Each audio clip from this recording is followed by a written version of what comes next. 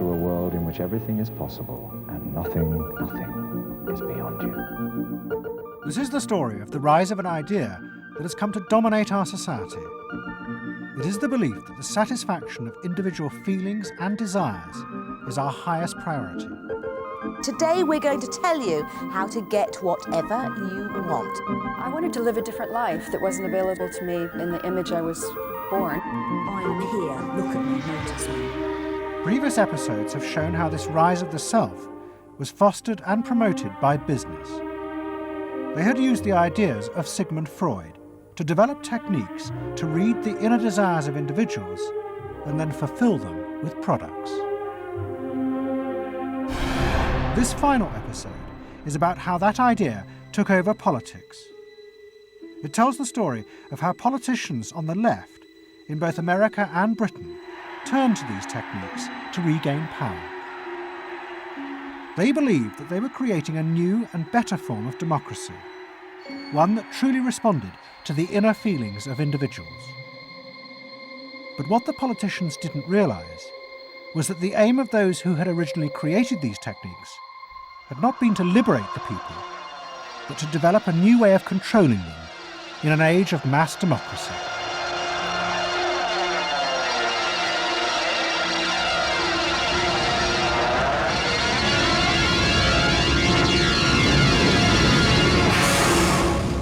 The roots of the story lie way back in the America of the 1920s with one man. He was called Edward Bernays, the nephew of Sigmund Freud. Bernays had been one of the inventors of the profession of public relations, and he was fascinated by his uncle's theory that human behaviour was driven by unconscious sexual and aggressive drives. Many of Bernays' clients were large American corporations, and he was the first person to show them how they could sell many more products if they linked them through images and symbols to those unconscious desires that Freud had identified. The strategy he offered them was that people could now look at the goods that were emerging within this society and not merely view those goods as things that they needed in order to deal with some specific material want, but also as goods which would stroke and respond to deep emotional yearnings. You know, how this bar of soap or this bag of flour will make you a happier, more successful, more sexually appealing, less fearful person, somebody to be admired rather than reviled. The powerful people in that world are those people who are capable of reading the public mind and giving the public what it wants in those terms.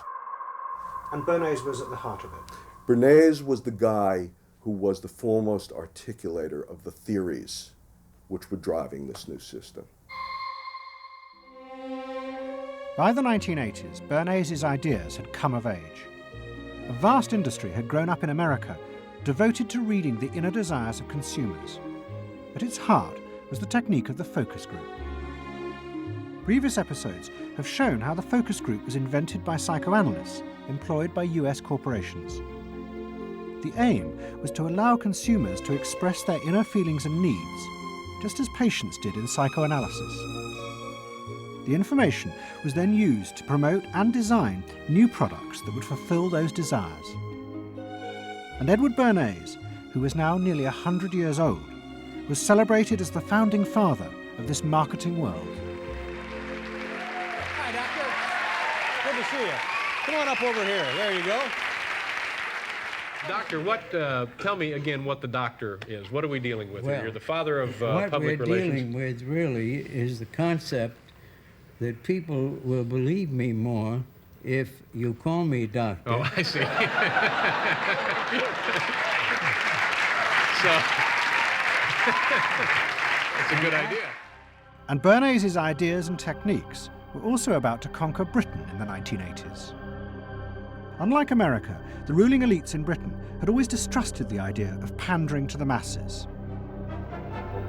It was epitomised by the patrician elite who ran the BBC. Even as late as the 60s, popular programmes were referred to as ground bait. Their real job was to lure the viewers into watching the more serious programmes the elite knew was good for them. And market research reflected this attitude. Individuals were observed and classified by market researchers according to their social class, from A through C2, D and E. Probably they might be C2s. Yes, I think by the way they're carrying their luggage, all yes, no taxi. No taxi, and all stuffed in the bags like that. I think the lady possibly sets her own hair, which is always an indication. Yes. The children are nicely dressed. Yes, they are. Probably a skilled worker. A skilled, yes, a skilled worker. I would think say so. Yes, I would say so. Certain apprenticeship or done some. That's qualifying. We agree then. Yes, we C2? think C2. We think so. Yes. When people were asked their opinion about both products and politics, they were selected by social class and asked only strictly factual questions about what they thought. Leaving your own party sympathies on one side, who do you think will win this forthcoming election? Labour. Labour? And tell me which you prefer. Which party do you think you'll be voting for? This time, Liberals. You'll be voting for the Liberals. And who do you think will be second? Conservative. This one. Thank you.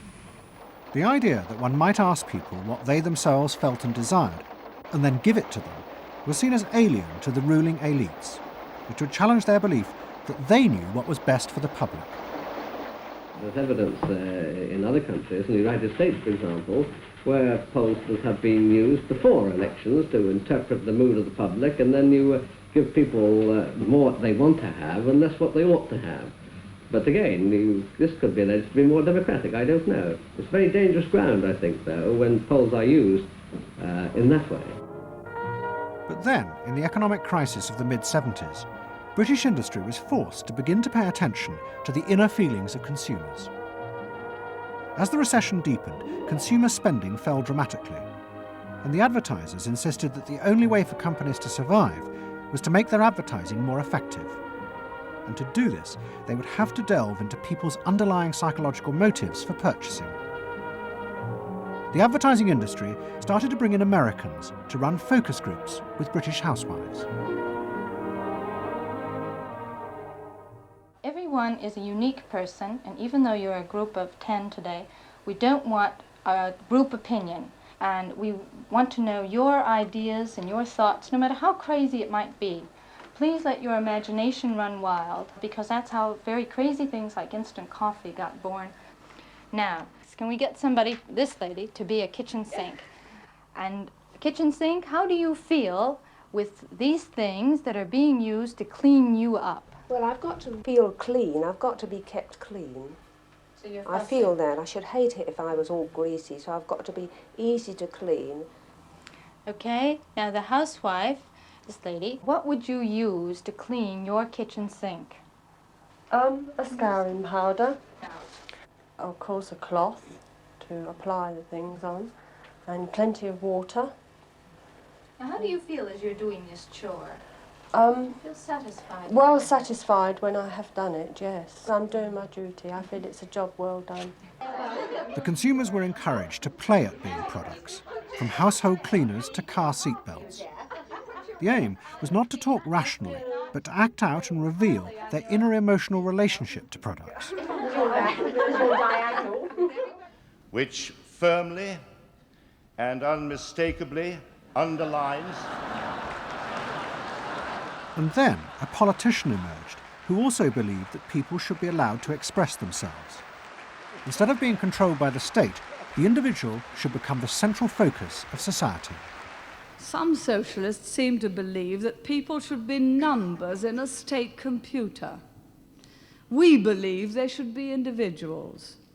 We're all unequal. No one, thank heavens, is quite like anyone else, however much the socialists may pretend otherwise. And we believe that everyone has the right to be unequal, but to us, every human being is equally important. A man's right to work as he will, to spend what he earns, to own property, to have the state as servant and not as master, they are the essence of a free economy, and on that freedom all our other freedoms depend. Mrs. Thatcher's vision was of a society in which the wants and desires of millions of individuals would be satisfied through the free market. This, she believed, would be the engine to regenerate Britain. And with her ascent to power, the advertising and marketing industries flourished. Their task was to find out what the British people really wanted and then sell it to them. In this new climate, the focus group flourished. And those who ran them borrowed from the techniques of psychotherapy to delve ever deeper into people's feelings about products. We're trying to understand how people feel about brands, how they relate to brands. That is to say, what the brand's personality is as far as consumers are concerned. And there are a number of techniques which are very, very helpful for getting to that understanding. The consumer is given crayons to doodle, to express their feelings, to go inside their own head, pull out their feelings and somehow get them onto paper. And these are ordinary drinkers expressing their feelings about drinking Guinness. Here you see a rich, very female aspect of Guinness. So if you were describing a woman who somehow to you had that character, what sort of person is it? Paula Yates, who used to lay in bed, surrounded with magazines and chocolates like a 50s starlet. Out of this research, the marketeers began to detect a new individualism. In particular, among those who had voted Conservative for the first time in 1979. They no longer wanted to be seen as part of social classes, but to express themselves. And crucial to this were the products they chose to buy. We identified that there was this trend towards what might be called individualism, where people wanted to still be part of a crowd, but to express themselves as individuals within it, to have their own personalities, to be, I suppose, their own men. I didn't want to be the same as everybody else. I wanted it to be a little bit different, a little bit individual. It's quite individual upstairs. It's not remarkable, but I think it's quite individual. It is expensive. It's Italian. It's Italian, it's expensive, and it's good quality. A little bit different. Yeah, we want to set our own standards, so nobody else has got what we've got. We just didn't want it be the same as everybody else. We just want to be different. Business responded eagerly to this new individualism, and it soon became one of the main forces driving the growing consumer boom in Britain. Using the data from the focus groups, the manufacturers created new ranges of products that allowed people to express their individuality. Business also recategorized people. They were no longer divided by social class, but by their inner psychological needs. If the primary need is security and belonging, we call the groups mainstreamers. If it's status and the esteem of others, then it's aspirers. If it's control, it's succeeders. And if it's self-esteem, it's reformers. And this new marketing culture began to take over the institutions previously dominated by a patrician elite, in particular the world of journalism. The assault was led by the profession of public relations. In the past, PR had been seen as seedy and corrupt, but now it became a glamorous business, promoting products and celebrities. And one of the rising stars was another member of the Freud family, Matthew Freud, the son of the Liberal MP Clement. What Freud and other PRs realised was that they could use their celebrities as levers to infiltrate advertising into the editorial content of newspapers. The newspapers were offered exclusive interviews with celebrities, but only if they also agreed to mention products made by Freud's corporate clients, in terms dictated by the company. What happened with Freud's was that you effectively got some kind of product placement, or even product, the manufacturers of the product got some degree of control over how their products would appear in print. So if, for example, you did want to write about Caprice's passion for stuffed crust pizza, you would sign a contract which guaranteed that you would mention the firm Pizza Hut in at least twice in certain positions in the introductory paragraph of the article, that you would agree to run the Pizza Hut logo at such and such a size in such and such a place, and of course that you would agree to run the enclosed pictures of Caprice eating her stuffed crust pizza. There was no choice about how you would run this article in the press. You were effectively told how to run the article in the press. By Freud's? By Freud's. It's a rise of the corporate culture and the rise of business. To traditional journalists, this infiltration of advertising into the editorial pages was a corruption of their profession. But to Mrs. Thatcher's allies, like Rupert Murdoch, who owned The Sun and The Times, it was part of a democratic revolution against an arrogant elite who had too long ignored the feelings of the masses. They hate to see someone communicating with the masses. They feel that newspapers, the written word is not for the masses. That should be left to television, or perhaps to nobody. I'm very proud of The Sun, and The Sun was not represented tonight in your film. You just took page 3, which everyone seems so fascinated with. What about page 1, page 2, every other page of the paper?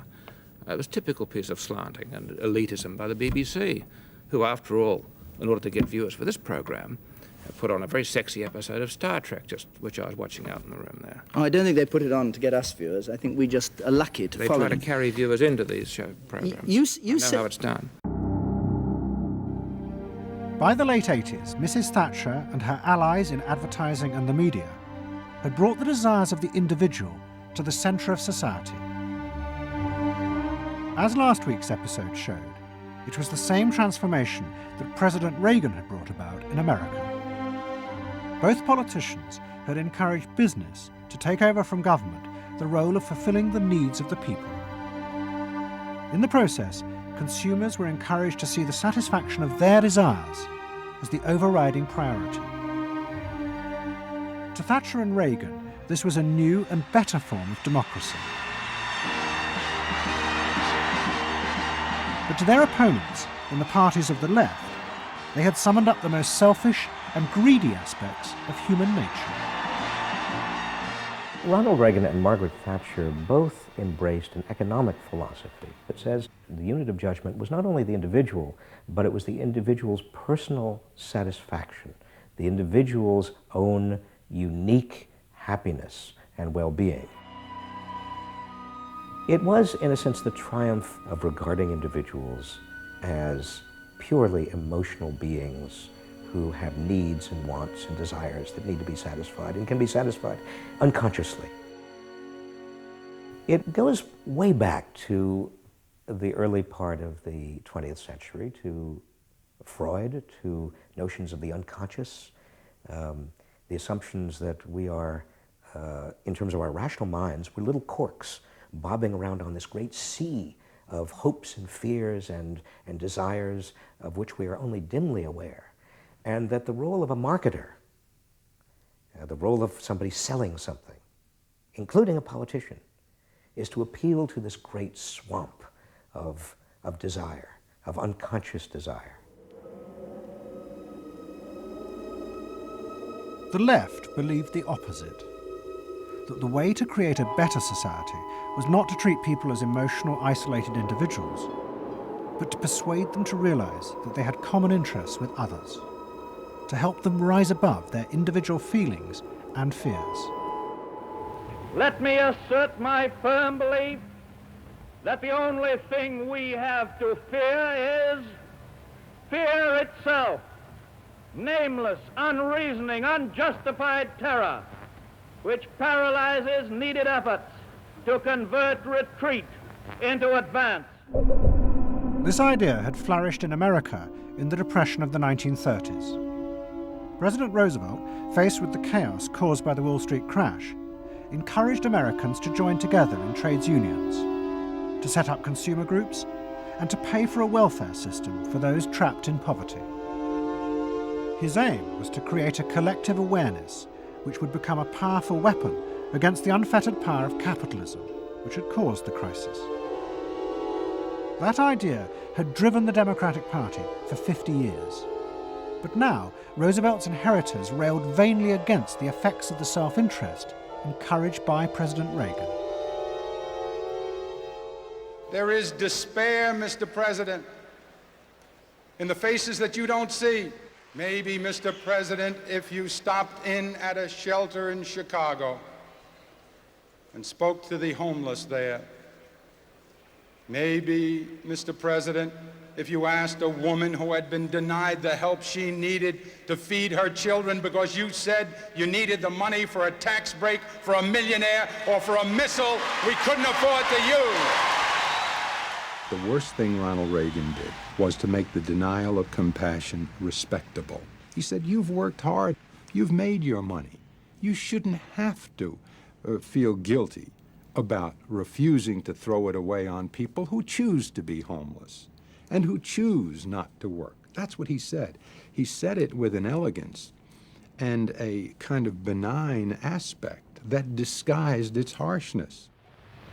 You think we can do anything about it? Well, why not? If we can work together now to look after the lives of the people here, I don't see why we couldn't work together afterwards to clear up the mess and help build a better world in which these things can't possibly happen. The qualities we've learned from comradeship and common suffering are not going to be wasted after this war.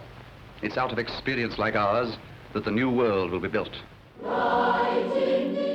That same idea of marshalling the collective force of the masses to challenge the entrenched power of wealth and business had also led the Labour Party to power in Britain after the war.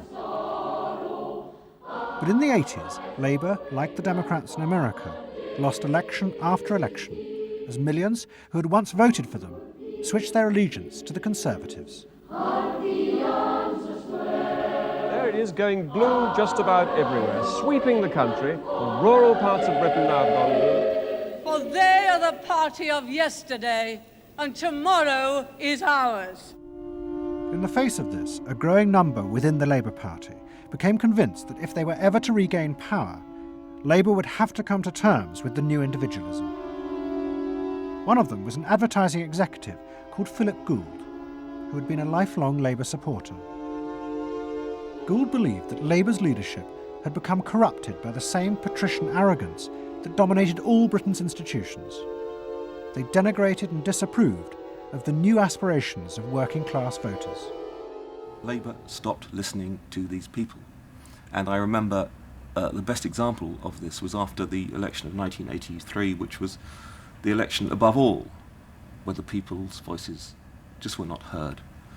And I had dinner with a leading Labour Party figure who'd been involved in the defeat, heavily involved in the defeat, and his wife said, God, these working class people, they just, we give them education, we give them chances in life. What do? They read the Sun and they just don't vote for us. And there was such a gap between these people just trying to make lives for themselves, better lives for themselves, and the kind of elitism of the Labour Party that was just such a chasm that had to be filled. Gould became part of a small group of modernisers centred around Peter Mandelson. Their aim was to reconnect Labour with the lost voters. To do this, Gould turned to the technique he knew well from his work in advertising, the focus group. Gould commissioned focus groups in suburban areas across the country with small groups of voters who had switched to Mrs. Thatcher.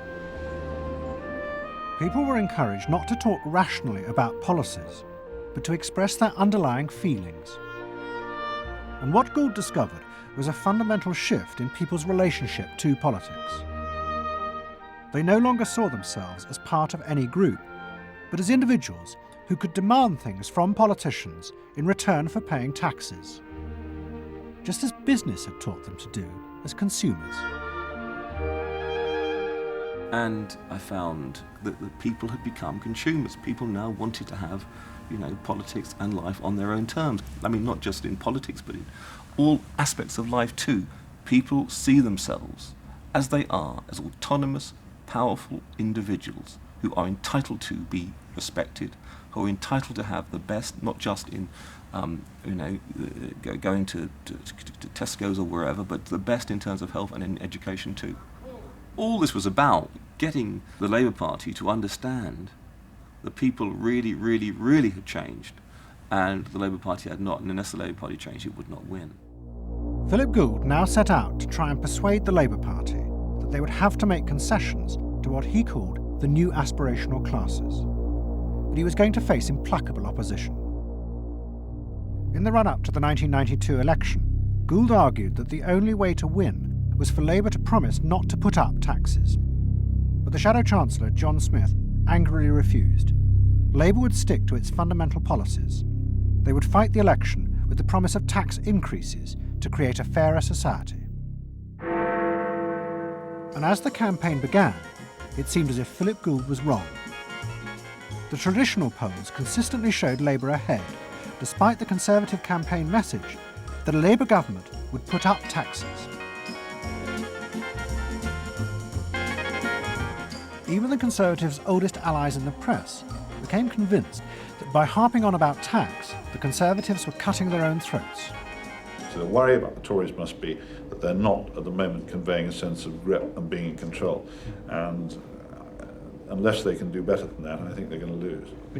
The other thing is that they still say that they are going to go on and on with this one single message of tax. And I think, part of the difficulty this morning was that you had a whole lot of people who've been going to the same press conference for 7 days, had virtually the same message thrust at them, and are kind of getting bored and restless and hitting back on it. I think the media sense a big story coming in the Tories being defeated. And the Labour Party too was convinced it would win and finally return to power. It's now time to meet the men and women who will form the next government. Labour Chancellor of the Exchequer, John Smith. And now, it is time for the next Prime Minister, Neil Kinnock. Those running Labour's campaign believed that by modern presentation, they would attract back the voters, yet keep the old policies. But Philip Gould was convinced that Labour were going to lose. Through his focus groups, he knew that the very people who were telling the traditional pollsters they would vote Labour were in reality preparing to vote Conservative out of self-interest. But they were too embarrassed to admit it. And John Major also knew this, because his focus groups were telling him the same thing. What do you make of the poll, which puts Labour 5 points ahead? Sir, just one to the Daily Mail, sir. Feel out in the streets that matters. It's feeling good on the streets, is it? It is feeling good on the streets, yes. It has been feeling surprisingly good on the streets for some time. Quite surprisingly, quite out of line with opinion polls. Don't ask me to explain it, but it feels all right. Sir? Anyway, go on. No, lads, you must sit down. We're waiting to go. John Major's victory in 1992 was a disaster for the Labour Party. The small group of reformers centred around Peter Mandelson and Philip Gould were convinced that the only way for the party to survive was to change its basic policies. But their ideas were rejected by John Smith, who had now become leader. Philip Gould left Britain to go to work for the campaign to elect Bill Clinton president in America. The 1992 election, during it and afterwards, people felt under great strain and really did feel demoralised and dejected. And then to go from this to the Clinton campaign, it was an extraordinary experience, because here suddenly I found articulated many of the ideas that I'd had but not fully myself been able to encapsulate or to articulate. If you want a president who will restore the middle class, reclaim the future for the middle class, and restore the American dream, vote for Bill Clinton in New Hampshire and send a signal to the country that we are coming together. What Gould discovered was that, like the Labour Party, the Democrats had also been doing focus groups with swing voters. The difference was that Bill Clinton had decided to tailor his policies to fit with these voters' desires. Above all, with their ferocious belief that they should only pay tax for things that benefited them, not for the welfare of others.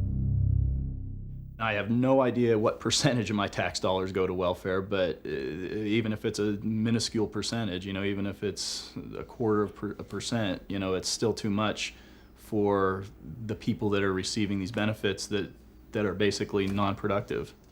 The Clinton team decided that to win, they had to promise tax cuts for these suburban voters.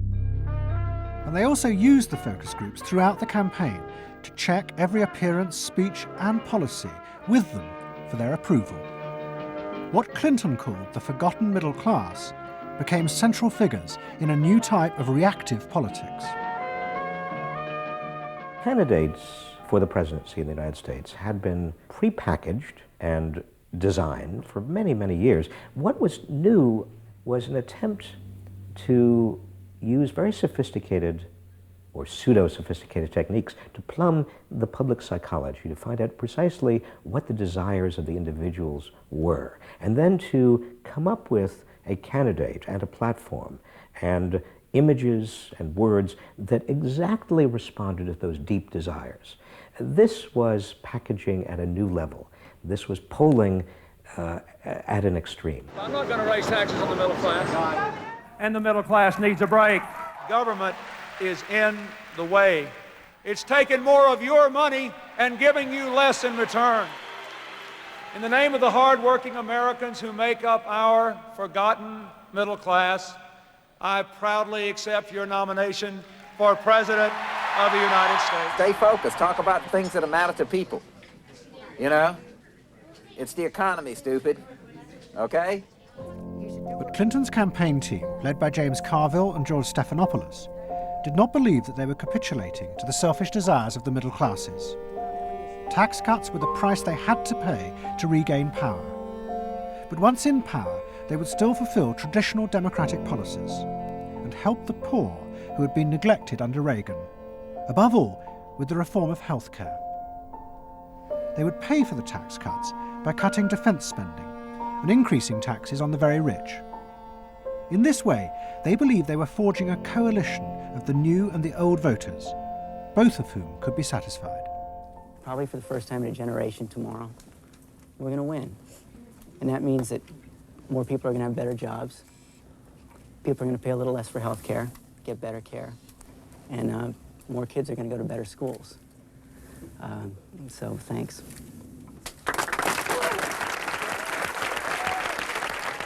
But the Democrats' optimism was to be short-lived. In November 1992, Clinton was triumphantly elected president. But within weeks, his administration discovered that the budget deficit was far greater than they had anticipated. At a meeting in the White House in January 1993, the head of the Federal Reserve told them that the deficit was nearly $300 billion. There was no way they could borrow any more without panicking the markets and causing a crisis. The only way to pay for the proposed tax cuts would be to cut government spending, not just on defence, but on welfare. Clinton was faced with a choice between the old politics and the new, and he chose the old. The tax cuts were dropped, and he tried to inspire the country with the old democratic ideal of government spending to help the poor and disadvantaged. Tonight I want to talk with you about what government can do, because I believe government must do more. To put people to work now, to create 500,000 jobs, jobs to rebuild our highways and airports, to renovate housing, to bring new life to rural communities and spread hope and opportunity among our nation's youth. Healthcare reform sounds like a great idea to me. Well, I know, but some of these details sure scare the heck out of me. Like what? Well, like for... At the start of the Clinton administration, many of us, including, I believe, President Clinton himself, reverted back to an older tradition, tried to lift the public, to talk about genuine ideals beyond the individual. And that reform agenda being not only universal health care and child care and dealing with the widening inequalities in our society and homelessness, many things that many citizens, just particularly middle-income citizens, didn't want to deal with. But the suburban voters who had been promised tax cuts were not inspired by Bill Clinton's vision. They felt betrayed and wanted revenge. Their opportunity came in 1994 with the congressional elections.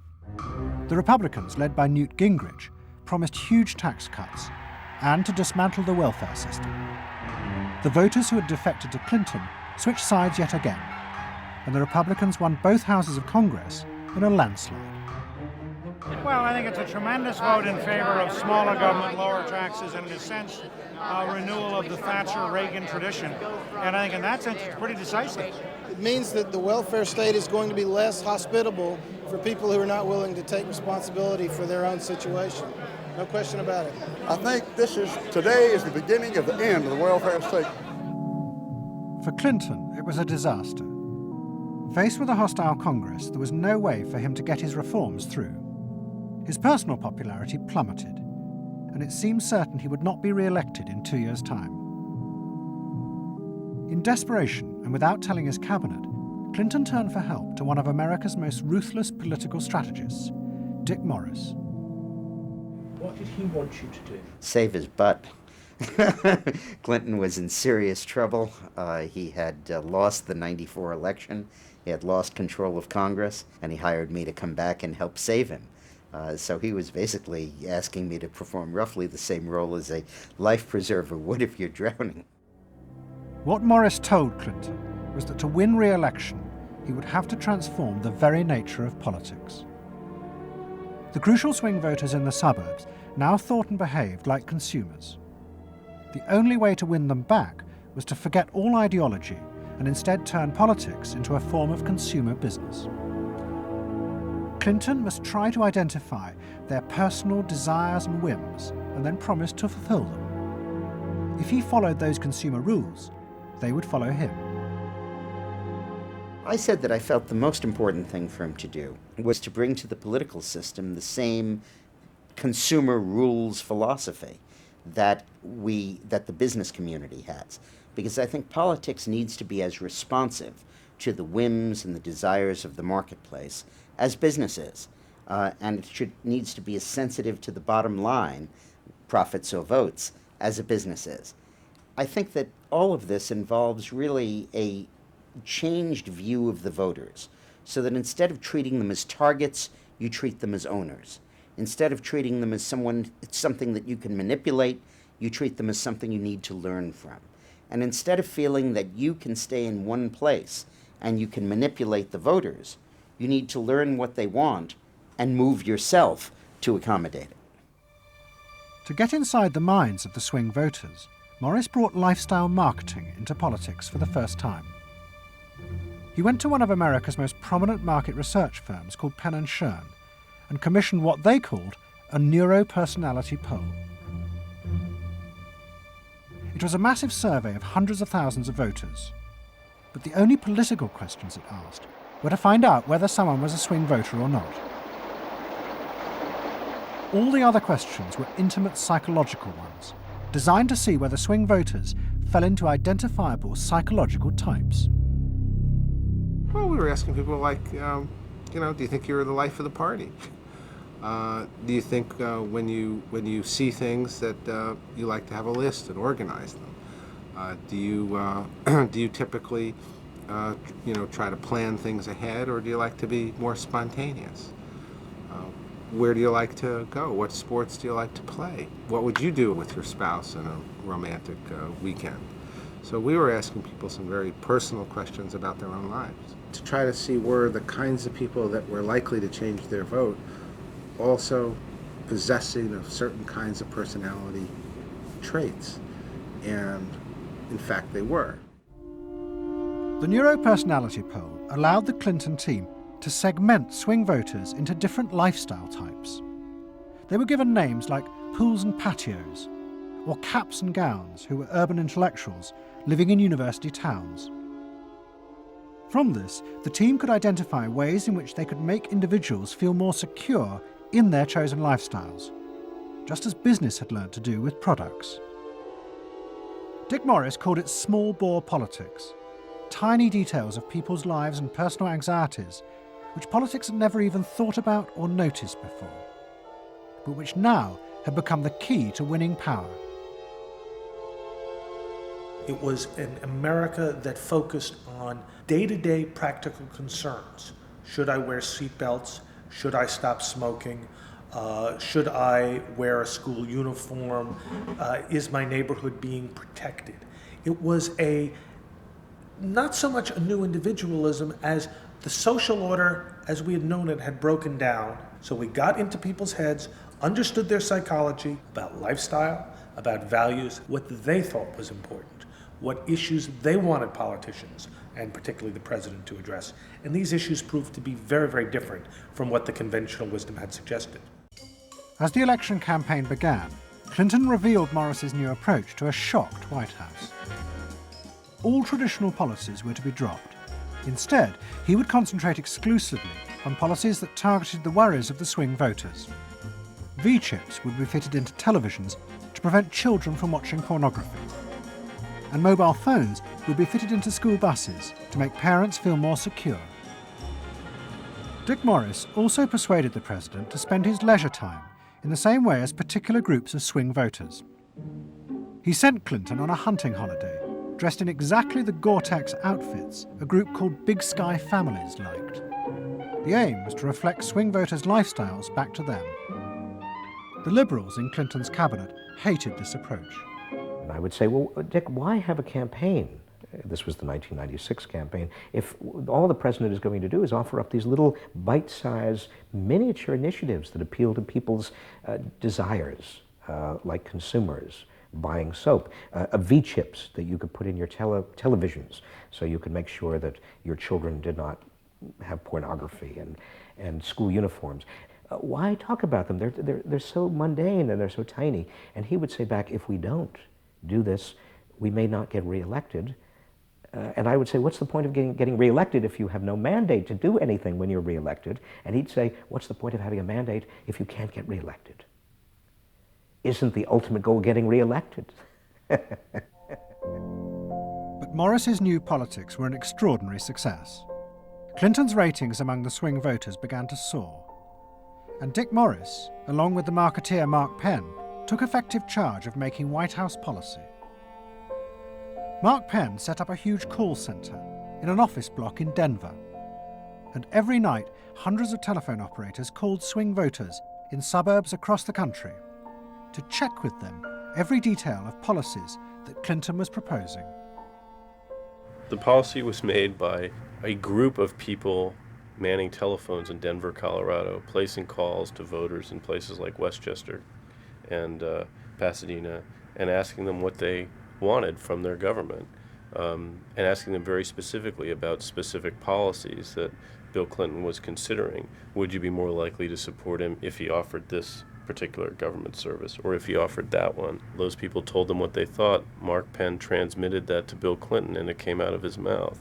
So essentially it was suburban voters in the 90s were creating American domestic policy, and some of its foreign policy as well. Really? Yeah, Mark Penn was polling on questions like whether we should bomb in Bosnia, things like that. Morris also insisted that Clinton make a symbolic sacrifice of the old politics to convince the swing voters to trust him. In August 1996, Clinton signed a bill which ended the system of guaranteed help for the poor and unemployed.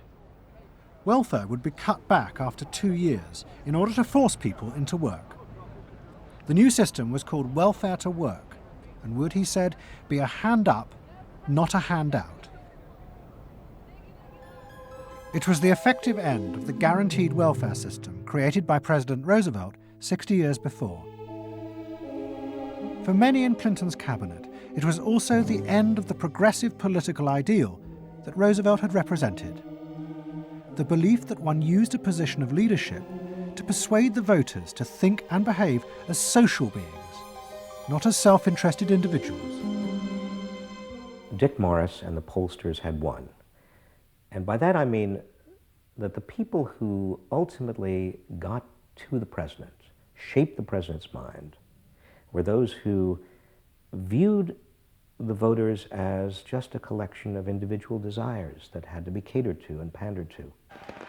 It suggests that democracy is nothing more, and should be nothing more, than pandering to these unthought about, very primitive desires. Primitive in the sense that they are not even necessarily conscious, just what people want in terms of satisfying themselves. And the same triumph of the politics of the South was about to happen in Britain too. In 1994, Tony Blair had become the leader of the Labour Party, and the reforming group centred around Peter Mandelson became all-powerful.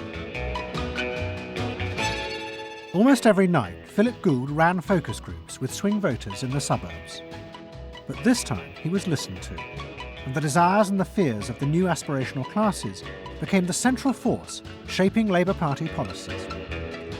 In that period, I was talking to people who used to vote Conservative and were considering voting Labour, and they wanted understood that they are financially pressed and that there are limits to the extent to which taxation can be improved. They think that crime is an issue that matters to them and should be respected. They You know, they want welfare to go to people who deserve welfare, not to people who do not.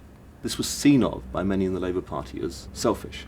I never saw that it was selfish. I believe that a dad or a mum doing their best for their family isn't selfish. They're just doing their best for their family, and that's what people do. A crackdown on those who make life hell in their local neighbourhoods through noise or disturbance. Law and order is a Labour issue today. Philosophy of campaigning is, let's concentrate on swing voters, let's focus group them to find out what they want and what will appeal to them, and let's just relentlessly push those themes in the election. Something is happening to you. After promising to put money in your pocket, the Conservatives are quietly taking it away. Philip Gould was crucial because he gave the raw material, if you like, for these politicians to do this kind of politics. In that when he came up with stuff, they'd follow it, pretty much without exception. Blair himself would pore over these sort of 12-page memos and say, well, this is what we must do. We want people to earn more, to consume the good things of life. We want people to pay lower taxes. Gordon Brown says a Labour government would hold the main tax rates unchanged. The Labour government will not increase the basic rate of tax. I want to make it clear that I will not increase tax. In fact, the Labour Party does stand for Middle England. Those that aspire to do better, to get on in life, and be ambitious for themselves and their families will do better with Labour. Groups of 8 people drinking wine and nibbling, Cheerios, what they thought determined effectively everything that the Labour Party did. And although those running the campaign liked to portray the new approach as their invention, it was in fact copied from the Americans, even down to the phrases that the American marketeers had tested on their swing voters. Peter Mandelson and his team were in the United States watching what we did and copied almost verbatim our approach in their 1997 campaign. The benefit system should be about giving people a hand up, not just a handout. Mandelson's not a fool if he's anything. He saw something that worked, so why not do it? And I can remember reading their manifesto and saying to myself, they just took it lock, stock, and barrel. On one hand, you're proud, and on another hand, you're bitch. And as in America, Labour was forced to drop policies that would not directly benefit the swing voters, even if it meant sacrificing its fundamental principles. The commitment to public control of industry, which was enshrined as Clause 4 of the party constitution, was dropped. The aim of Clause 4 had been to use the collective power of the people to challenge the unfettered greed of business. But now, Tony Blair was faced with crucial voters who no longer saw themselves as exploited by the free market. They saw themselves as individual consumers who were fulfilled and given identity by what business delivered them. The new Clause 4 promised not to control the free market, but to let it flourish. Business is more powerful than government. It is quicker, it is more creative. Business is the lifeblood of the country. From this come all the benefits that society needs. Employment, investment. I think, frankly, there is only one party getting business right, and that's New Labour. What New Labour did, it suits people who exert power in society not through the political system, or not through the democratic political system. So it suits big business, and it suits entrenched interest, and it suits the status quo. Those 3 things, of course, just off the top of my head, being the things that the Labour Party is supposed to be, a counterforce to. What that means is big business get to carry on exerting their power behind the scenes, getting their way, because there's no countervailing pressure. Countervailing pressure isn't going to come from, 8 people sipping wine in Kettering. Here he goes, turning an awful lot of other blue seats red as well.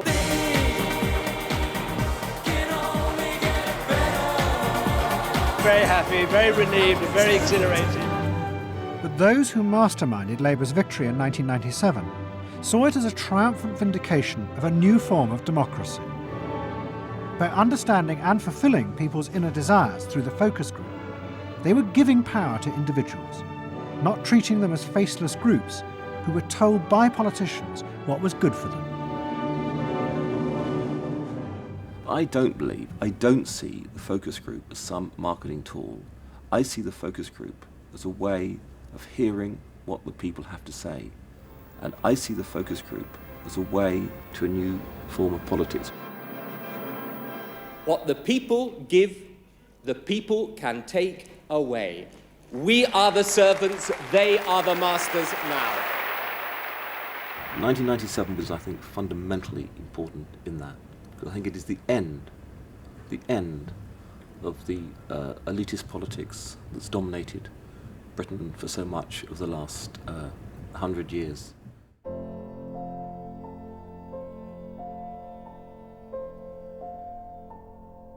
In 1939, Edward Bernays, Sigmund Freud's nephew, created a vision of a future world in which the consumer was king. It was at the World's Fair in New York, and Bernays called it Democracy. It was one of the earliest and most dramatic portrayals of a consumerist democracy, a society in which the needs and desires of individuals were read and fulfilled by business and the free market. The World's Fair created a spectacle in which all of these concerns were met, and they were met by Westinghouse and General Motors and the American Cash Register Company, and company after company presented itself as this sort of centerpiece of a society in which human desire and human want and human anxiety would all be responded to and would all be met purely through the free enterprise system. There was this sort of notion that the free market was something that was not guided by ideologies or by political power. It was something that simply was guided by the people's will. This was the model of democracy that both New Labour and the American Democrats had bought into in order to regain power. They had used techniques developed by business to read the desires of consumers, and they had accepted Bernays' claim that this was a better form of democracy. But in reality, the World's Fair had been an elaborate piece of propaganda designed by Bernays for his clients, the giant American corporations. Privately, Bernays did not believe that true democracy could ever work. He had been profoundly influenced in this by his uncle's theories of human nature. Freud believed that individuals were not driven by rational thought, but by primitive unconscious desires and feelings. And Bernays believed that this meant it was too dangerous to let the masses ever have control over their own lives. And consumerism was a way of giving people the illusion of control, while allowing a responsible elite to continue managing society.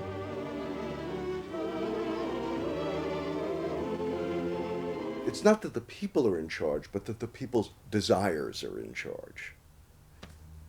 The people are not in charge. The people exercise no decision-making power within this environment.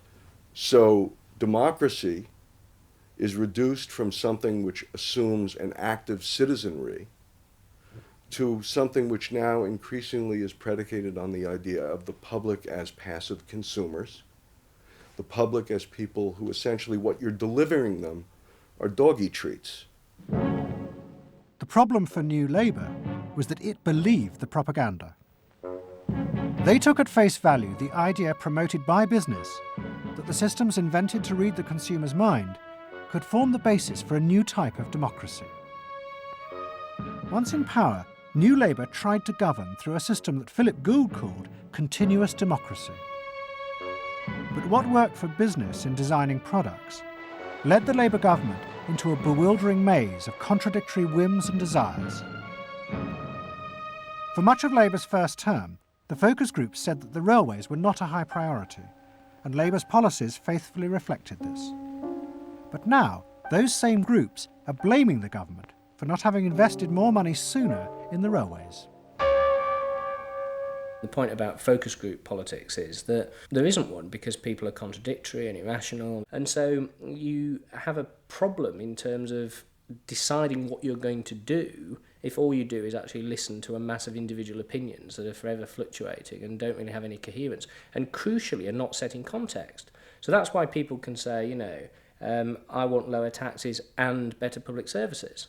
Of course they do. You say, do you want to pay more taxes to get better public services? People are less sure. They then don't believe that if they do pay more taxes, they will be spent on better public services. So you end up in this quagmire where, and the truth is, a politician has to say, look, this is what I believe. I believe that you should pay slightly more taxes to make better public services, and I pledge that I'm competent enough to actually use that money wisely. Do you want that? Vote for me, yes or no. And that's what Blair has failed to do. Tony Blair turns around and sort of tries to feed back to them what they already believe, and given what they believe is sort of a load of individual, incoherent, contradictory nonsense, that's all he has to offer. And then he wonders why people don't get him. The answer they don't get him is because they're looking for someone to do something that they can't do themselves, which is actually come up with a coherent political opinion that they might have faith in. New Labour are faced with a dilemma. The system of consumer democracy that they have embraced has trapped them into a series of short-term and often contradictory policies. There are now growing demands that they fulfil a grander vision, that they use the power of government to deal with the problems of growing inequality and the decaying social fabric of the country. But to do this, they will have to appeal to the electorate to think outside their own self-interest. And this would mean challenging the now dominant Freudian view of human beings as selfish, instinct-driven individuals, which is a concept of human beings that has been fostered and encouraged by business because it produces ideal consumers. Although we feel we are free, in reality, we, like the politicians, have become the slaves of our own desires. We have forgotten that we can be more than that there are other sides to human nature. Fundamentally, here we have two different views of human nature and of democracy. You have the view that people are irrational, that they are bundles of unconscious emotion. That comes directly out of Freud. And businesses are very able to respond to that. That's what they have honed their skills doing. That's what marketing is really all about. What are the symbols, the music, the images, the words that will appeal to these unconscious feelings? Politics must be more than that. Politics and leadership are about engaging the public in a rational discussion and deliberation about what is best, and treating people with respect in terms of their rational abilities to debate what is best. If it's not that, if it is Freudian, if it is basically a matter of appealing to the same basic unconscious feelings that business appeals to, then why not let business do it? Business can do it better. Business knows how to do it. Business, after all, is in the business of responding to those feelings.